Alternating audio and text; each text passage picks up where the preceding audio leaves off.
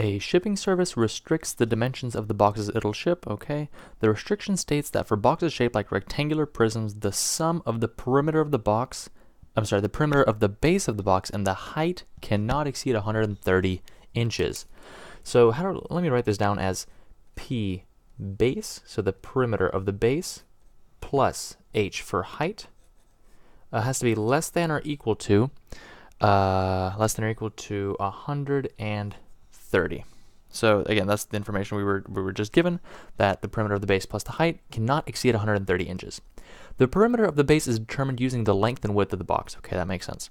If the box has a height of 60 inches, so if H is equal to 60, and the length is 2.5 times the width. So length equals 2.5 W. Oh, yeah, okay, 2.5 W. Which of the following inequalities shows the allowable width X in inches of the box? Okay, so basically, given these conditions, what is our range for the possible width of the box? There's a few ways we can do this, and I think it's just easiest the sort of direct plug-in method. So basically, let's first of all let's plug in H, since that's like easy, just straight into there. So we get then perimeter of the base plus 60 is less than or equal to 130. So now we can just subtract 60 on both sides. So we get perimeter of the base has to be less than or equal to 130 minus 60, so 70. Now, where do we go from here?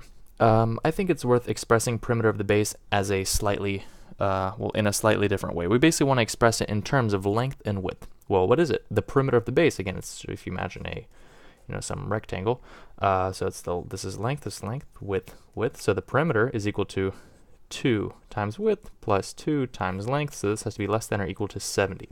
Now, we were told that length is equal to 2.5 times the width. So that means we can basically rewrite this as, here, let me scoot over here, as 2W plus 2 times, since L is equal to 2.5W, 2.5W in place of L. This has to be less than or equal to 70, okay? From here, we can just sort of combine terms. So this is going to be 2W plus 2 times 2.5W, so that's plus 5W. This is equal to 7W. This is less than or equal to 70. This is less than or equal to 70. So now if we divide both sides by 7, we get that W is less than or equal to 10. And you see that all the answer choices have have it written like this, and I guess that's totally fine, because we were, if your width can't be less than 0, so that's just sort of a formality there. But in reality, this is what we got, so we know that the width can't exceed 10 inches. And don't also forget that we were using variable W for width here, but in the problem we were told that the width is actually X. So that means that the answer is A, from 0 to 10.